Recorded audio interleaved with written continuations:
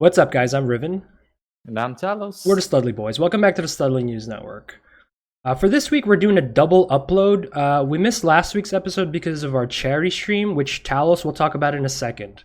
But in this episode, we're going to cover Epic Games versus Apple and Google. We're also going to talk about Oculus Rift now requiring Facebook, as well as EA's sexist tweet. Timestamps and links will be down in the description below. Like and sub if you enjoy the video. But just like Riven said, basically we did a charity stream this past weekend. We helped raise money for charity for the Blood Centers of America. We helped raise $1,111.11. That basically, obviously we're going to be having another charity stream coming up on the 28th, but we'll talk about that more as a later video. If you guys do want to support that charity stream or any streams that we do have a Twitch link in the description. Go ahead and follow us there, and you can tune in with us. With that being said, let's get on with the news. Let's do this.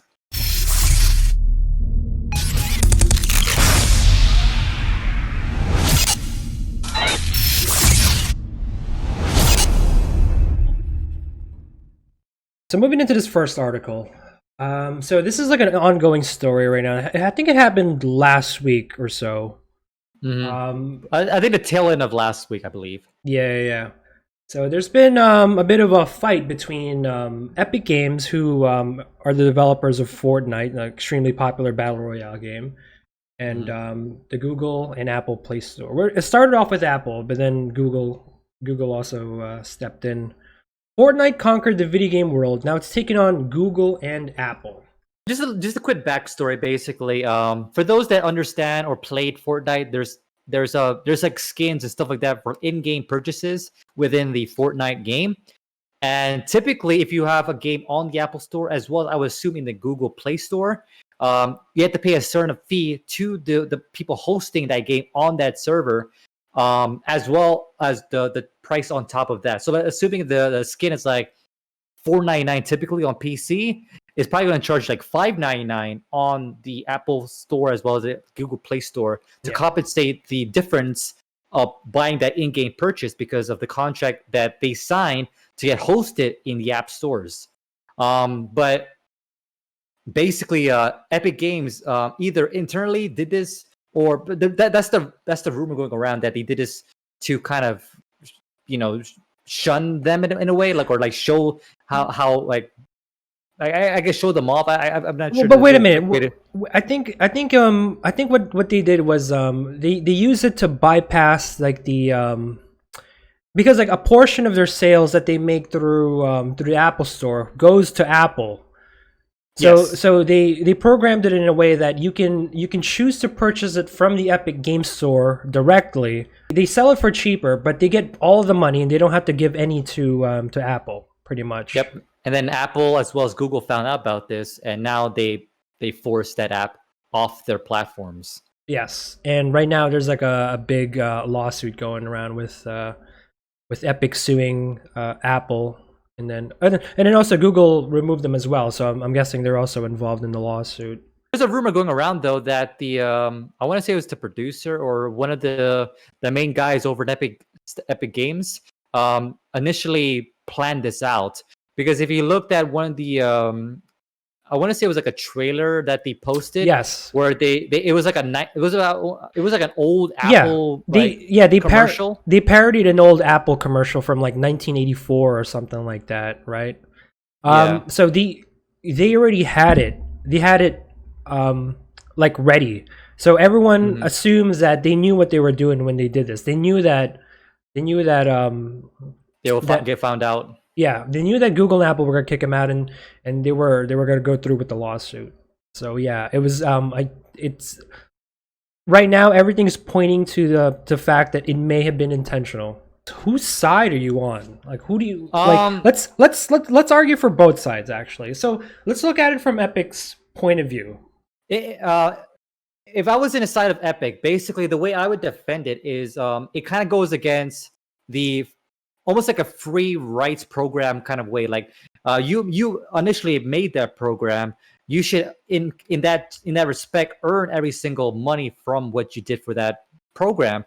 And the fact that it's being hosted on a different server, no matter how much effort you put into making that skin or that program or that dance, whatever for that game, like the whatever's being hosted on goes to Apple or goes to Google. So in a way, as a business perspective, it kind of makes sense that they would want to capitalize on like earning as much capital as possible for in-game purchases. And it doesn't make sense for Apple to take a cut of that, and they haven't really earned like I guess that in regard. But in the defense of Apple, the fact that they own that server and they're managing that server, like how else they're going to make money? The game itself, it's already free to download, but the way to get their money is from those in-game purchases. But it's also hosted. I don't know. Well, here's the thing too. Legally, they also signed an agreement saying that that's true too. Whatever they're hosting on Apple's Apple Store, they get a cut of it. But here's what I want to know though: since Epic is the developer of Fortnite, obviously, and Epic is also responsible for the widely popular Unreal Engine, which a lot of games have also yes, that's a big one. Have also been using. How does this relate to all the other games that are on the Apple Store that use the Unreal Engine? Like, how do they fit into all this? Like, my concern is like all these other smaller studios that they use like the Unreal Engine. Because the worst case scenario, they can take out Fortnite, right? But they can also ban Epic Games in general. They can also ban Epic Games as well, entirely, right? Yeah, it depends on what's said on in the core. Yes. Yeah, so which means also the anything that involves like the Unreal Engine as well. So all these other studios, like I mentioned, that uses like the Unreal Engine, they're gonna get caught up in this as well. Epic has a lot of money. Epic is owned, I think, like 40% by Tencent. You know, so they have money to throw around. But these smaller studios, they I don't. In a way, it kind of feels like Epic Games is trying to create their own ecosystem. The fact that Apple has created a gigantic ecosystem, it's almost like an inevitability that a game has to be part of the Apple Store, or else it won't get any sales or any recognition. So it kind of seems like to me that Epic Games is trying to create their own ecosystems, and if they can pull all those games that do use the Unreal Engine off of those platforms and jump into the Epic Store platform, I don't know, like I guess to maybe create a mobile app themselves, and so that way you download the apps through the Apple Store. Yeah. Maybe that's how they can capitalize on, like, almost fight against, in a way, against Apple and Google, so they can create their own ecosystems of Unreal Engine games. Yeah, I don't know. Yeah, I mean, because that's like my defense for Epic. I mean, for me personally, I feel like Epic is in the wrong here. So legally, I mentioned before, legally they did sign the contract, so they should, they should follow with it. But at the same time, I'm just looking out for the smaller studios. I think as of right now, I don't think it affects it. But people are just assuming that if this legal action goes on and they attach the Unreal Engine to Epic Games and also the Fortnite controversy right now, then that's when it starts affecting the smaller games that you were talking about. Yeah. But as of right now, there's no legal actions in I guess in defense or support of the Epic's Unreal Engine. I'm not sure if you know about this, but like specifically in relation to Twitch, for example, if you were to buy a Twitch on PC, it's only $4.99. But if you buy that same sub or a gift sub on the App Store, or the Twitch app, it actually costs $5.99. So it does cost more to get subs on Twitch app versus actually getting it online. So and of course the developers like Epic Games are trying to find a way where they're trying to save money for the consumer. So in a way, I don't think it's consumers too, aren't they? I don't think they're trying to save consumers. I think it's just to entice consumers from buying from their website rather than going into Apple's, because theirs is cheaper. So it's like an indirect way of saying, hey, these guys are more expensive, don't buy from them, buy from us. I think that's what it Yeah. is. But I think overall, it might still if they're selling the game from their own official store at a lesser Well, price. the game is free, so the only thing they're buying is the Yeah, okay, the okay, yeah, that's what I meant. That's what I meant. So if they were selling like costumes or something for a mm, slightly lower price on their store. mhm. They're not. They're probably still making more off of that rather than how much they make from selling it through Apple, because Apple takes like a good chunk out from their I want from to their say sales. it's like maybe 15%, maybe 20%, Yeah, something like that yeah, that Apple takes. right, exactly. So I think they're still like, I think in the end they're still making more money from selling it cheaper, but from their website. I don't know. The way I look at it too is like I think Epic is still going to make the same amount of money because obviously they sell the skin, for example, $5, but if you buy it through the Apple Store, it's going to be $6. So they still make that $5, but now they're paying Apple that $1. So in a way, they're not really losing money. Similar to my example with Twitch, they're not losing money. In terms of the Epic Store side or the Twitch side, they're just the consumer in the end has to pay more for the same item because they're buying it through Apple or through Well, Google Play. well, I don't understand. So why not just like? Because I feel like it's just like overcomplicating the issue. Then, if they're not making money off of it, then why would they? Then they should just like keep it on the Apple Store. I feel like that's the reason why they're selling it for slightly cheaper, but directly, because they're in the end they're going to be making more money off of it, as opposed to the amount of money they're going to be paying Apple. You know? For their cut. Yeah. I don't know. I don't know exactly Because they're in a lawsuit right now, like if they're not making money off of it, then then they just like walked into a lawsuit that's like pointless. I think it comes down to like the whole free market thing that Fortnite and Epic Games is trying to do, where like they should be able to host their games on any server and not have to pay like crazy Mm. fees just to have their game on it. That's a good point too, actually. I think that's like a really good point. And according to this article, they were saying how Apple already has like this uh I guess that's sort of like a monopoly type thing that people have attributed to them. So yeah, Yeah, maybe that's what it is. kind of like my example before. Like, if you want your app to be like out there, it's almost you're almost forced to either put it into the Apple Store or the Google Play Store, or else like regular consumers won't even be able to like play your game. So in a way, the free market is kind of gone. Like there's no alternative in a way. Mm. Yeah, but at the same time, though, having it on the Apple or the Google Store will also bring awareness to your game as well, right? Like, Well, yeah, there's pros and cons, obviously, yeah, to every situation. Like, look at the amount of money that Flappy Birds did when he first came out in the Apple Store. Back in the day. Obviously, Minecraft, the amount of money they made through their mobile transactions too. yeah. So I don't know. Like, but we're going to throw the question back to you guys. Like, what do you guys think is the situation here? Do you agree with the free market with Epic Games, or do you believe that because they signed that contract, you're obligated to that contract through Apple or Google Play? Yeah, and obviously, me and Talos aren't like legal experts. We're not like we're not aware of like what's Definitely not the subtleties and nuances with this whole thing. So we're just giving our opinion on it. So yeah, from the consumer side as well as like what we think in a business side. yeah. But of course, as this story develops, we'll definitely keep you posted. So yeah, so Talos mentioned earlier how Epic had what do you call it? The parody of an Apple ad right here. 1984. Yep. Yeah, so it strongly implies that they were ready for all this and they knew what they were doing, because how quick this came out.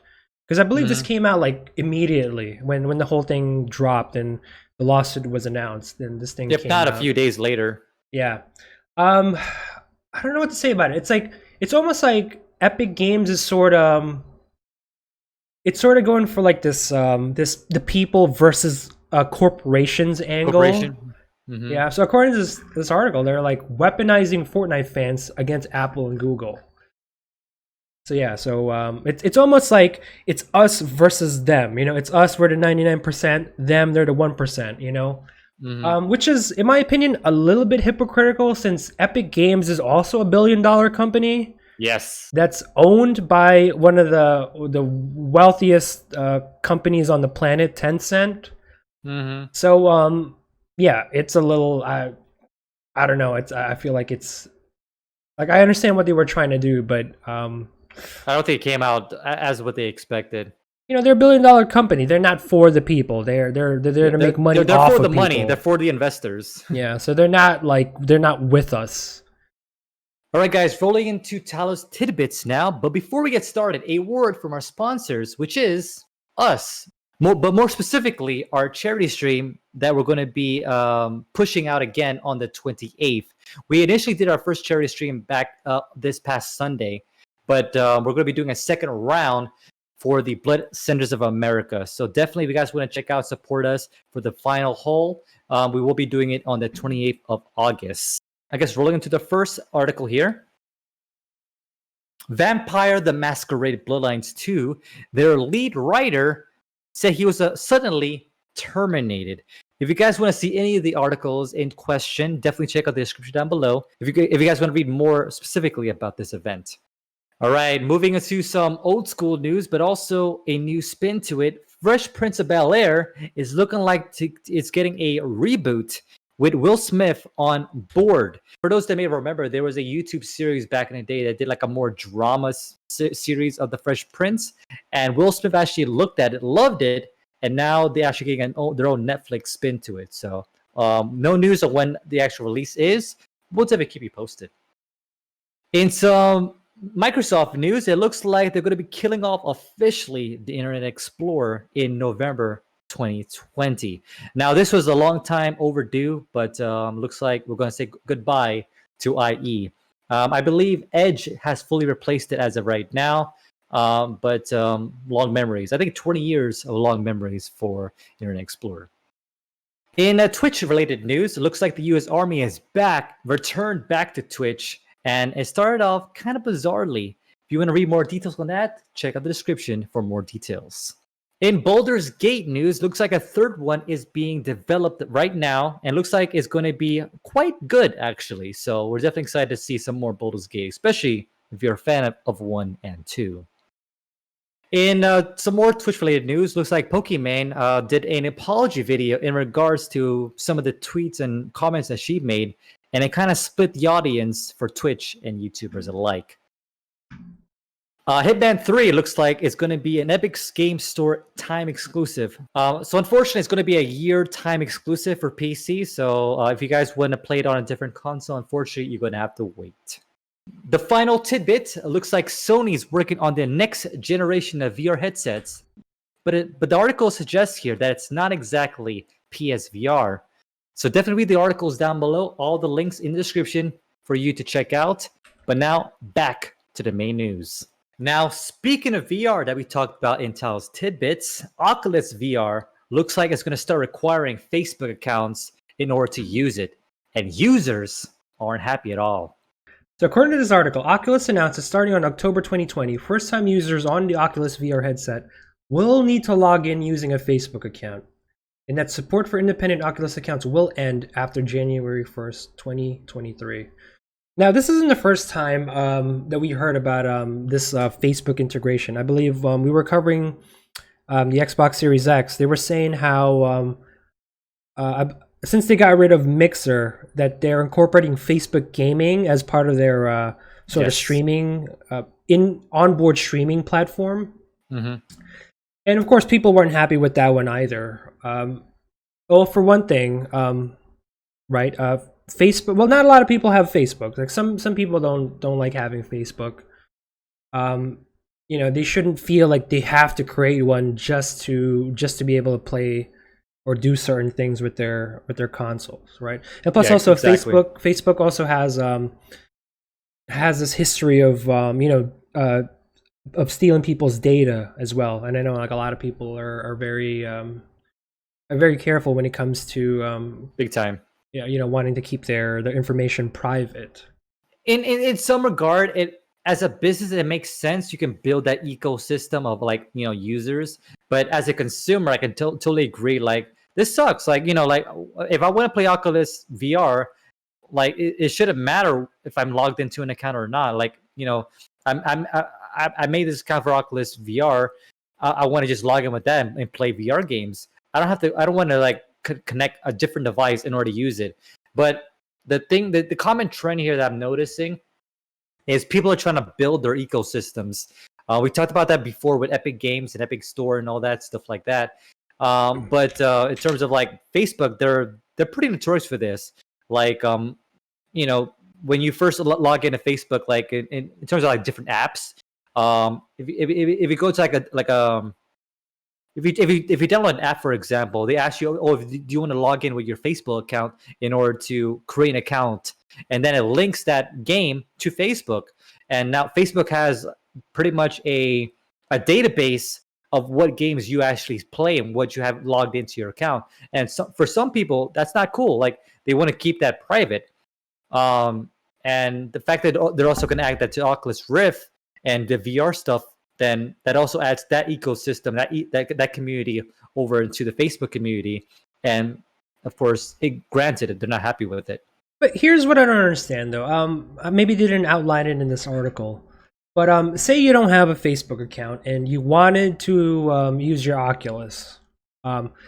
So can you make like a dummy gamer account, or do you have to make one that has like your name and stuff like that? Because I've been going by I used to go by a different name on my Facebook, and I remember them cracking down on people that have like sort of fake names. I did too, actually. So I had to change them to I had to change my Facebook to my real one, obviously. But I was like, my name was originally Riven on there. So I don't know how. Just to I guess piggyback on that. Riven basically mentioned like there was a time where we can actually create like a fake name and fake almost like a what's the word I'm looking for? Like a persona. Like if you want to create like a persona character, like for example, my persona is Talos Ashton, and I create an account with that on Facebook, and Facebook had a thing like I want to say like 2 years ago maybe, where they basically said, "Oh, make sure you show your ID and prove that you are this person." Yes. And so it kind of looks like you can't create that dummy account anymore if you want to play Oculus in the future. Yeah, and that was a while back too. I don't know if maybe Facebook got more lenient when it comes to their Maybe, I don't know. But yeah, I want to say no though. Yeah, because also I don't want people on my feed like seeing when I'm like online and stuff like that, and I'm on Oculus. Because I know there was a time when I linked my PSN account with my Facebook, and then people on my Facebook were like finding out what games I was playing. I mean, there is privacy settings where you can disable that though. Right, that's true. But still, though, it's still very invasive. Yeah. But at the same time too, it's like we put our credit card accounts on PSN and Steam and stuff like that. So it's but at the same time, just because we do that, we don't want to add more of our personal information. As much as possible, we want to keep less of our personal lives away from our our games and stuff like that, or the things that we sign up for on the internet. But but that one is like necessary. Here, it's just unnecessary. Why do you need to log on to Facebook? I don't get it. And similar to what you were saying earlier, like Facebook as a company has come into fire in recent years for a variety of reasons, ranging from security breaches, improper handling of users' data, and more recently criticized for a role in spreading misinformation. Right. I remember back in the day, like when we were like in the early ages of like the internet, like we just create a password. It'll be in a way it's easily hackable because it's the password is actually shown in plain text. Nowadays, there's an algorithm that actually kind of codes your password nowadays. But in a way, like the fact that Facebook as when you first like attach an app, for example, they ask you, do you want to grant these permissions to Facebook?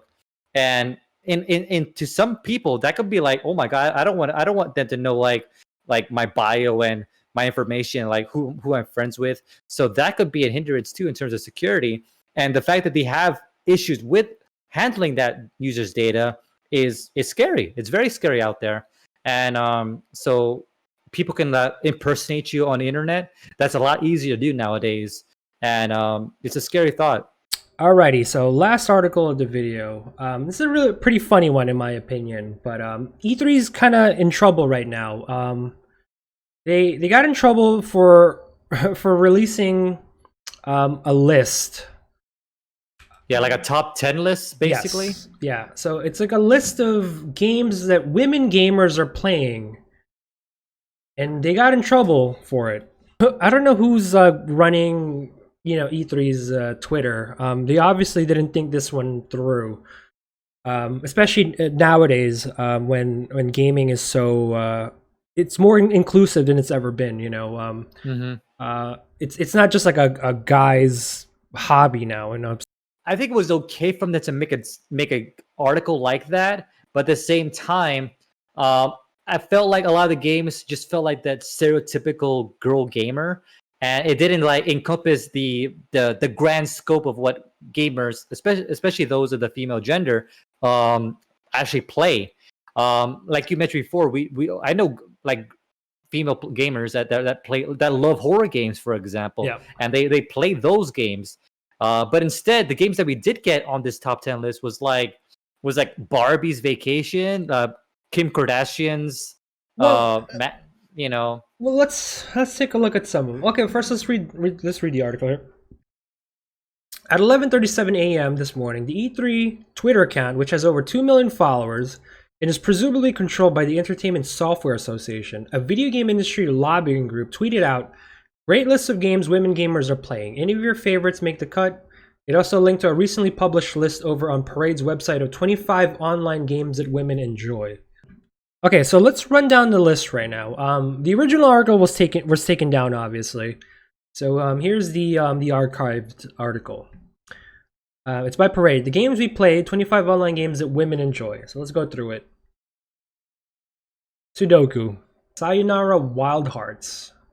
I've never heard of that one. Never heard of that either. Candy Crush. Yeah, Candy Crush says they're 64% are female. I mean, I played Candy Crush a little bit. Harry Potter's Wizards. I used to. Harry Potter's Wizards Unite.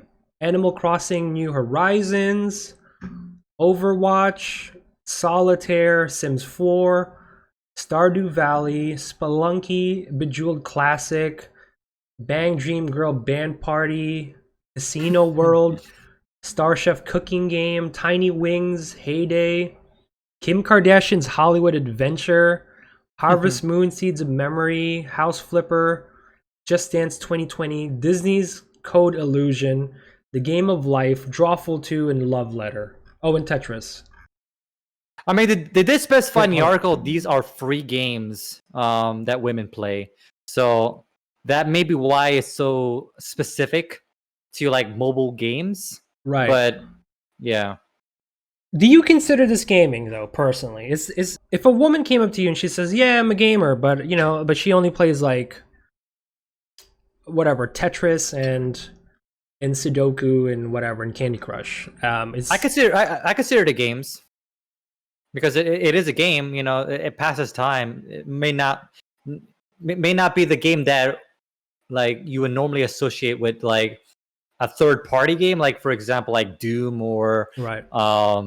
Or what is it called, Diablo or anything like that, but it's still a game. Yeah, like right now, my wife is really big in it, the mobile game with the pig. Basically, like my wife, she's big on like mobile games herself. But is do I consider that not a game? Of course not. Basically, it is a game. It's something that she enjoys to play. Because her explanation for not really playing like those console games, because console games do get pretty complicated, especially for her specifically. But and it kind of like kind of pushes away from it. But it doesn't mean that other female gamers, aren't able to transcend to those console games. Yeah, video games, and I guess you can really, I guess you can also relate this to other like hobbies that might be considered nerdy. Have always had this this history of gatekeeping of people who are like, like there's that thing with like comic book hardcore comic book collectors, right? They're like, Yeah. you're not considered a real comic book collector unless you read Spider-Man version volume 3 version 2 or whatever, a person could be reading Archie comics or something like that, and they're considered I used to read the Sonic Adventure comics. Those were fun. Yeah, and a person would consider you, any normal person would just consider, oh, he likes comic books. But most hardcore people are into comic books. I'm not saying all of them, but there's a couple of them out there who they're like very snobby, very elitist, like, oh yeah, you're not considered a real one. And yeah, I think video games also has that problem as well. It's like, oh, you're not considered a real gamer. There's always that stereotype too, like, oh, you play a mobile game, yeah, you're not a true gamer. So that's a common thing that unfortunately I wish doesn't exist. Yeah, but it still does, unfortunately. Listen, man, I love it when girls play games. Like, sometimes I wish my sister played more games. Like, there's so many games out there that I wish. There's so many women out there that I wish they played some games, because like, it's like a great way to relax and take your mind off of things and take your anger out on something. And I know they could probably benefit from gaming, but it still has this this sort of stigma that it's like some guy thing or it's like some nerd thing. But yeah, nowadays, like, so many women play games, man. How many streamers do you see on Twitch all the time just playing games? Yeah, like some girls, like I said before, like, were playing like horror games. They like games that I probably would be afraid to play, but they're like kicking ass, ticket names and whatnot, playing their games. Like, I know some gamers that do like they kill it with like tanking, like a fighting games. Like, I know one specific streamer that does like fighting games, and she's a badass at it. And so like, stuff like that. Like, games are just a way to like, let loose. Whether it's for professional reasons like certain streamers, or it could be just to have fun and let loose. Yeah. And it's so mainstream now, though. Just keeping, like, the more people that do it, the better, because we'd have more things to talk about. Yeah, great. Alrighty, that's it for the news for now. Thank you guys for watching, and stay tuned. We'll try to keep you guys updated on developing stories. And as usual, if you enjoyed the video, feel free to like and subscribe. And comment down below. I want to know what you guys think about the whole Epic versus Apple and Google fiasco. Which side are you guys on, and whose side is right in all this? As we previously mentioned in the intro, there is going to be a charity stream, like a second charity stream over on our Twitch channel on the 28th. If you guys want to help support that for a last big push for the Blood Sands America, definitely check it out. Follow us on Twitch, link in the description.